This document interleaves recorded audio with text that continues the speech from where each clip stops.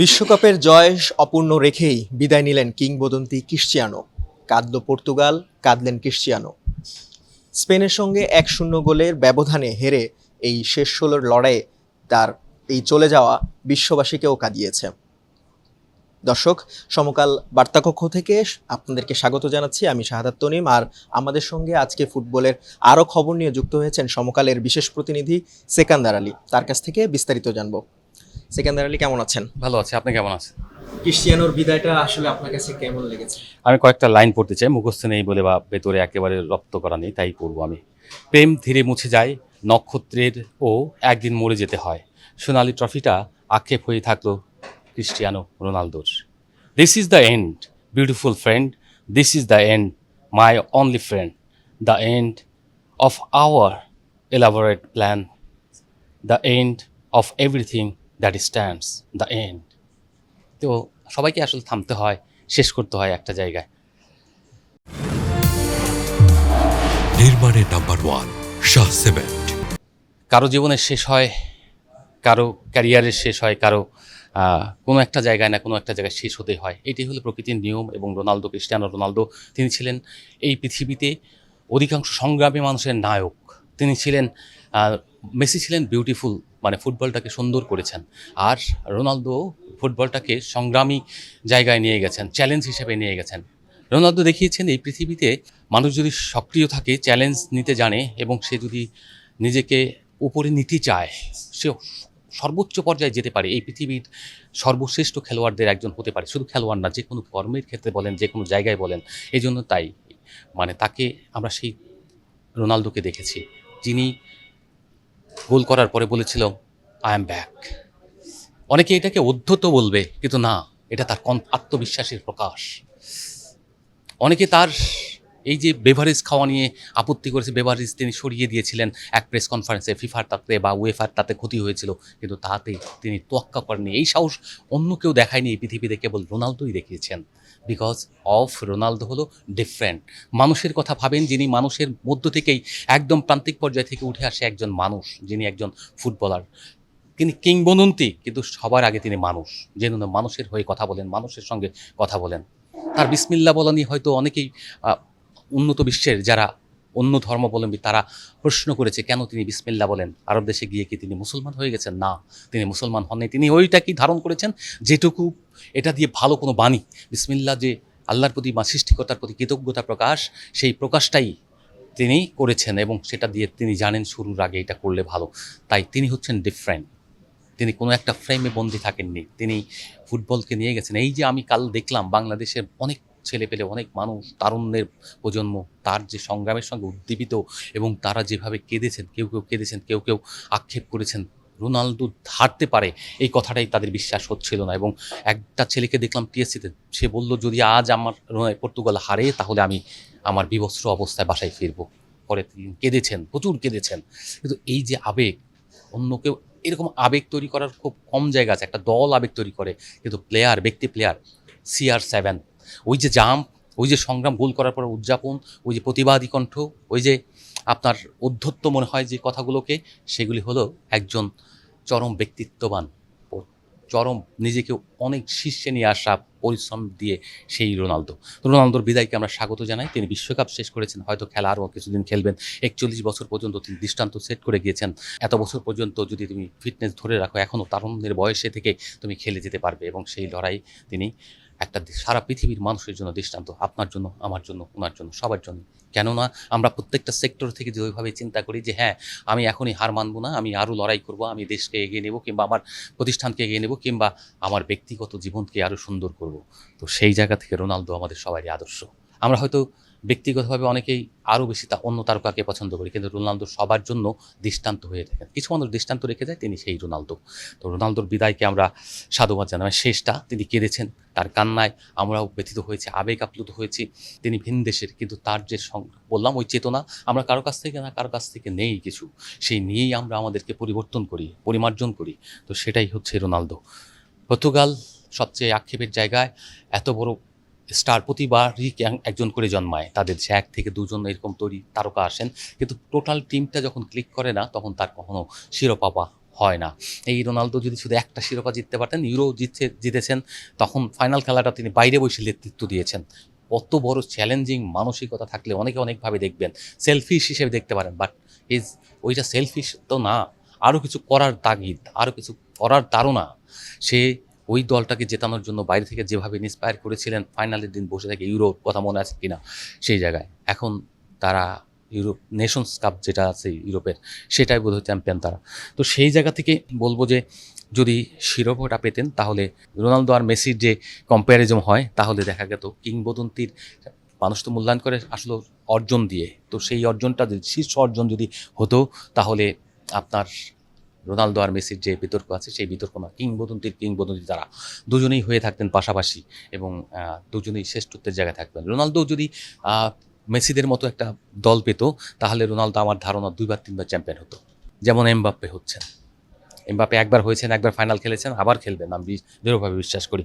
So পর্তুগালের জন্য তারা অনেক চেষ্টা করেছে, গোলে শট নিয়েছে কিন্তু হয়নি, কিন্তু স্পেন আরও বেটার শট নিয়েছে, কিন্তু তাদের গোলকিপার অনেক বেশি প্রতিরোধ করে তুলেছে। সেই ম্যাচটা আমরা যে ম্যাচটা দেখেছি, একেবারে পাস মার্কস পেয়ে জিতেছেন। পাস মার্কস বলতে 33 আমরা যেটা বলি 11th আওয়ারে, কারণ প্রচুর শট নিয়ে ইয়ামেল থেকে শুরু করে প্রত্যেকেই অনেকগুলি শট নিয়েছেন গোল পোস্টে, কিন্তু তাদের পর্তুগালের গোলরক্ষক একেবারে প্রতিরোধের দেয়াল তৈরি দাঁড়িয়েছিলেন, যেন আজ কোনো নিচ্ছিদ্র, কোনো একটা ছিদ্র দিয়ে, একটা বেহুলা লক্ষিন্দারের যেমন বাসর ঘরে ঢুকেছিল একটা সুতলক্ষী সাপ, সেইটাও ঢুকতে দেবেন না, এরকম তার দৃঢ় প্রতিজ্ঞা ছিল, পণ ছিল, কিন্তু সেই পণ একসময় থাকেনি। পর্তুগাল মানেই ক্রিশ্চিয়ানো, আর ক্রিশ্চিয়ানো মানেই পর্তুগাল। এই এরকম একজন কিংবদন্তিকে পেয়ে দলের সাপোর্ট না পাওয়া আসলে এখানে মানে ব্যাখ্যাটা কি, আসলে কেন তাকে সাপোর্ট করা হয় না? সব জাতি এক হয় না। আমার কাছে মনে হয়েছে পর্তুগালের এই দলটা মুখে বলে এক কথা, ভেতরে করে আরেক কাজ। তারা অনেকটা বেশি স্বার্থপর হয়েছিল। যখন তোমার ক্যাপ্টেন ওখানে রয়েছে, সে কম পারুক, কিন্তু পারদর্শী কিন্তু তোমার থেকে কম নয়, এখনও সে তার জায়গা থেকে সেরা। অতএব তুমি তাকেই সর্বোচ্চ সাপোর্ট দাও, তাকে দিয়ে তুমি উইন করাও, দেখো তোমার দল জিতবে। এবং এই পর্তুগাল যদি সর্বোচ্চ তার জন্যই খেলতো, যেমন মেসির জন্য খেলে আর্জেন্টিনা, এরকম খেলতো, তাহলে পর্তুগাল আরও অনেক উপরে যেত। এবং আরও আগে যখন পর্তুগালে এই রোনালদো সর্বোচ্চ ফর্মে ছিলেন, তখনই কিন্তু তারা আরও ভালো করতে পারতো। কিন্তু সেলফিশ, জাতিতে ভিন্নতা থাকে, জাতিতে মানসিকতার পরিবর্তন থাকে। সেই পরিবর্তনটাকে একসাথে বাঁধতে পারেননি হয়তো রোনালদোর একটু মানে ব্যক্তিত্বের সচেতনতার কারণে। একটা হচ্ছে নমনীয় কোমলীয়তা, মানুষ হয়তো ম্যাক্সিমামই চায় যে আমার সঙ্গে খুব কোমল থাক, কিন্তু তার ব্যক্তিত্ববান কোনো মানুষকে সহজে মানুষ ওই লেভেলের মানুষ না হলে পছন্দ করে না। সেটা হয়তো রোনালদোর ক্ষেত্রেও হয়েছে, তিনি একজন ব্যক্তিত্ববান পুরুষ, ব্যক্তিত্ববান মানুষ, একজন ব্যক্তিত্ববান ফুটবলার। তো সেই জায়গা থেকে তাকে যদি আরেকটু সাপোর্ট দেওয়া হতো, আমি দৃঢ়ভাবে বিশ্বাস করি এই ফুটবল এখানে শেষ হতো না, এই বিশ্বকাপ আরও দূর যেত। এই স্পেনের তখন এই পর্তুগালেরই লাভ হতো, প্রচার হতো সারা পৃথিবীতে পর্তুগাল এগিয়ে গেছে। তারা যদি সেমিফাইনাল, ফাইনাল, কোয়ার্টার ফাইনাল জিতে সেমিফাইনাল, ফাইনাল পর্যন্ত যেতে পারতো, তাহলে বিশ্বের কত আলোড়ন তৈরি হতো না পর্তুগালের। এই রোনালদো যেভাবে বিশ্বের কাছে ইউসেবিয়ার পর পর্তুগালকে একটা তারকা হিসেবে পরিচিত করেছে, আর কে পেরেছে? আপনি বলেন, প্রত্যেকটা দেশে যে দেশে এরকম 1-2জন তারকা থাকেন, তারাই তো বিশ্বের কাছে তার দেশকে পরিচিত করে। আমার বাংলাদেশকে একজন পরিচিত করেছে, সাকিব আল হাসান। অন্যরা আমরা সমন্বিতভাবে পারিনি, আর কোনো জায়গায় সেক্টর আমরা এভাবে পারিনি। আমরা পারবো শুধু যখনই এইরকম রোনালদো কিংবা এইরকম মেসি কিংবা আপনার এই যে তারুণ্যের প্রতীক ইয়ামাল, এদের মতো প্লেয়ার জন্মাবে। একটা সময় হয়তো এই ইয়ামালও হবে অনেক বড় কিছু। তো সেই জায়গা থেকে বলবো যে ম্যাচটা হয়েছে, সেই ম্যাচটায় রোনালদো, আপনি যেটা বললেন পর্তুগালি, রোনালদো মানেই পর্তুগাল, এবং সেই পর্তুগালের তিনি একমাত্র ব্র্যান্ড অ্যাম্বাসেডর, যিনি সারা পৃথিবীকে পর্তুগালকে একেবারে এইভাবে ছড়িয়ে ধরেছেন দুহাত প্রসারিত করে। আবার যদি চিন্তা করেন, এই যে স্পেন জিতলো, স্পেনের জেতারই কথা, কারণ স্পেন হলো বেটার টিম, এবং তারা যেভাবে ফুটবল খেলে, আমি মনে করেছিলাম যে আরও কম্পিটিটিভ গেম হবে, আরও পরিচ্ছন্ন, তারা টিকি থাকার যে ছন্দটা দেখায়, সেই ছন্দটা তারা প্রস্ফুটিত করবে গার্ডেনে, মানে ফুটবল গার্ডেনে। কিন্তু ফুটবল গার্ডেনে কালকে সেই ফুল ফোটেনি, ফুটেছে একটু মানে মনে হচ্ছে যে একটু চাপা গন্ধ ফুল আছে না, গাঁদা ফুল, সেই রকম ফুটেছে। ফোটার কথা ছিল গোলাপ, সৌরভ ছড়াবে, কিন্তু ছন্দটা একটু কম। তো সেই জায়গাতে তারপরেও বলবো যে এই যে বেটার টিম হিসেবে তারা জিতেছে, তারা অনেক গোল পেতে পারতো, কিন্তু পায়নি। রোনালদোদের সুযোগ ছিল, কিন্তু সেখানেও তাদের গোলকিপার যেভাবে, আপনার স্পেনের গোলকিপার যেভাবে সে ঠেকিয়েছে, সেটা কিন্তু অসম।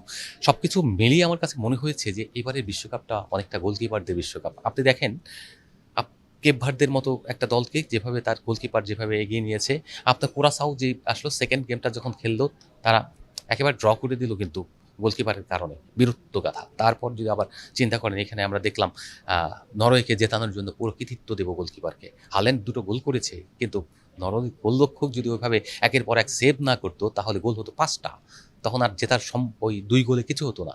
তো এই যে গোলকিপারের গেম, কাল আমরা যে ম্যাচ দেখলাম সেখানে গোলকিপাররা পুরো মানে এক একটা প্রতিরক্ষা বলে না, বুঝছ বড় কোনো সিংহ দাঁড়িয়ে থাকা কোনো সেনাপতি, সেই সেনাপতির মতো তার দাঁড়িয়েছিলেন প্রতিরোধ করে দেওয়ার জন্য।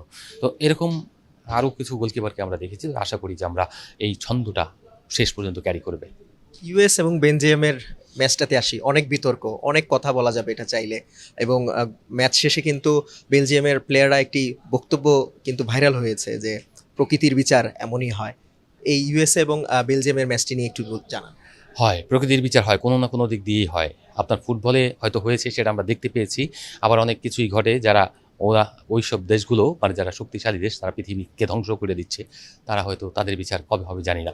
তবে এই যে ফুটবলের বিচার, এটা কিন্তু হয়েছে, কারণ এটা প্রকৃতির বিচার না দেখলেও বেলজিয়াম যদি ওই নাও খেলতো, বালোগান যদি খেলেছে, কিন্তু সে নাও খেলতো তাও যা হতো, আর এই এই উনি থাকার পরেও যা হওয়ার তাই হয়েছে। এই বেলজিয়াম হারতে হারতে কিন্তু শেষ 16 থেকে শেষ 32-এর ম্যাচে জিতেছে। একেবারে 84-85 মিনিট পর্যন্ত তারা 2-0 গোলে পিছিয়ে ছিল। সেই দলটাই আপনার পরপর 2টো গোল করে 86 এবং 89 মিনিটে গোল করেছে, এবং শেষ গোলটা বোধহয় লাস্ট একেবারে অ্যাডেড টাইম 25 মিনিটে গিয়ে করেছিল। 25 মিনিটে গোল 21 মিনিটে করেছিল, 121 মিনিটে। তো 25 মিনিটে গিয়ে গোলটা করে তার পরবর্তীতে তারা যেভাবে এখানে এসেছে এবং কাল যেভাবে খেলেছে, মতো প্রতিপক্ষ পাওয়াটা তাদের জন্য ভালো হয়েছে, সৌভাগ্যবান তারা। যেমন মেসিরা পেয়েছেন আপনার মিশরকে। তো এরকম কিছু দল সহজেই চলে যায়, আবার কিছু দল একেবারে কঠোর প্রতিপক্ষ পেয়ে তারা ছিটকে যায়, যেমন নেদারল্যান্ডস গিয়েছে, যেমন জার্মান গিয়েছে, যেমন ব্রাজিল গিয়েছে। তো এরকম কখনো কখনো হয়ে যায়। এখন ব্রাজিল দল হেরেছে, নরওয়ে বেটার ফুটবল খেলেছে, ব্রাজিলের কৌশলের কাছে ব্রাজিল হেরে গিয়েছে। ব্রাজিল ফুটবলের প্রেসিং ফুটবল খেলে না, বল হারানোর পরে তারা কোনো চার্জ করে না, তারা ডিফেন্স করে না। তো যে দল আপনি প্রতিরোধ গড়ে তুলতে পারবেন না, সে দল কখনোই জিতবে না। তারা যে আগের 4টা ম্যাচ জিতে 4টার মধ্যে 3টা জিতেছিল, সেটা ছিল তাদের জন্য ওই সব পার্টিকুলার ডেতে প্রতিপক্ষ হয়তো কম স্ট্র্যাটেজিকে কাজে লাগাতে পেরেছে। কিন্তু নরওয়ে আগে থেকে রিসার্চ করেছে ব্রাজিল কোন জায়গায় দুর্বল, সেটা হচ্ছে যে একেবারে তাদের যখন বল হারায়, তারা ফরওয়ার্ড লাইন থেকে শুরু করে মিডফিল্ডার কিংবা ডিফেন্স লাইন, তারা তাকে প্রতিরোধ করতে যায় না এবং মার্কিং রাখে না। মার্কিং না রাখার ফলে একমাত্র একটা ডিফেন্ডারকে দেখেছি, শুধুমাত্র আমি হাল্যান্ডকে আপনার গার্ড দিয়ে রেখেছে। অন্য জায়গায় ম্যাক্সিমাম সময় ছাড়া ছিল, যে কারণে তারা গোল করার সুযোগ পেয়েছে। না হলে ওখানে হাল্যান্ড কোনোভাবে গোল করার সুযোগ পায় না। আর্জেন্টিনা হয়তো সেই ভুলগুলো করবেন না, এবং মিশরের যে কোচ ইব্রাহিম হাসান, তিনি কিন্তু বলেছেন আর্জেন্টিনার যদি একজন মেসি থাকে, আমাদের 26 জন মেসি আছে। তো এই ম্যাচটিকে নিয়ে আপনার প্রেডিকশন কি? এগুলি হলো একটা চাপ যখন থাকে, প্রত্যেকটা দলই তো একটা চাপ থাকে, একটা বড় দল। এই আর্জেন্টিনার সঙ্গে এই মিশরের মাত্র একবারই খেলা হয়েছে, তাও প্রদর্শনী ম্যাচ 2008 সালে 2-0 গোলে জিতেছিল আপনার আর্জেন্টিনা। তো এই ধরনের ক্ষেত্রে যেটা হয়, মেসিরা তো বিশ্ব চ্যাম্পিয়ন, মেসি সে সেলফ উইজার্ড, মানে যিনি হচ্ছে ফুটবলের উইজার্ড। তো এরকম একজন জাদুকর যখন থাকে একটা দলে, তখন প্রতিপক্ষের জন্য তার সঙ্গেই খেলতে পারছে ম্যাচ, এই যে ইন্টারন্যাশনাল লেভেলে প্রথম বিশ্বকাপের মতো খেলো, এইটার থেকে একটা রোমান্টিসিজম কাজ করে, একটা সমীহের জায়গা তৈরি হয়। এই সমীহের দেখাতে গেলেই সেই দলটা ডুবে যাবে, যেটা আমরা কেপ ভার্দের দিকে ক্ষেত্রে কিছু কিছু ক্ষেত্রে আমরা কখনো কখনো দেখতে পেয়েছি। কেপ ভার্দে যদি আরও বেশি এফোর্টিভ হতো, যে তুই বিশ্ব সেরা কিন্তু আমি তোর থেকে কম না, তোমার থেকে আমি লড়াই করে শিরোপা পরের রাউন্ডে যাব, এই মানসিকতা যদি দেখাতে পারে, তাহলে কেপ ভার্দে কিন্তু ওই ম্যাচে জেতার কথা ছিল। একইভাবে যদি মিশর কোনোভাবে আপনার হাল ছেড়ে দেয়, কিংবা আর বিশ্ব চ্যাম্পিয়নদের সঙ্গে খেলছি, এই যে মানসিকতা যদি তারা এই জায়গায় ব্যাকফুটে চলে যায়, তাহলে কিন্তু বিপদের কারণ হবে। তবে আশা করি মোহাম্মদ সালাহ, তিনি ইউরোপের লিগে, ইংলিশ লিগে খেলেন এবং তিনি ওখানে খুবই দুর্দান্ত ফর্মে রয়েছেন, তিনি অত্যন্ত জনপ্রিয় একজন প্লেয়ার এই বিশ্বের।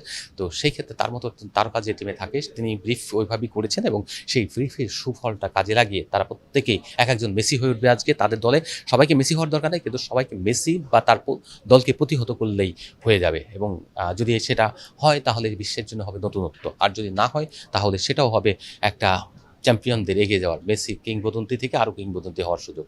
রাত 10টার দিকে সেটিও আমরা দেখব, পুরো বাংলাদেশই দেখবে। আপনাকে অসংখ্য ধন্যবাদ। দর্শক, এই ছিল সমকাল বার্তাকক্ষ থেকে ফুটবলের সর্বশেষ খবর নিয়ে আপনাদের সঙ্গে ছিলাম আমি শাহাদাত তনিম। অন্য কোনো দিন অন্য কোনো বিষয় নিয়ে আমরা আবারও হাজির হব। ততক্ষণ পর্যন্ত সমকালের সঙ্গেই থাকুন।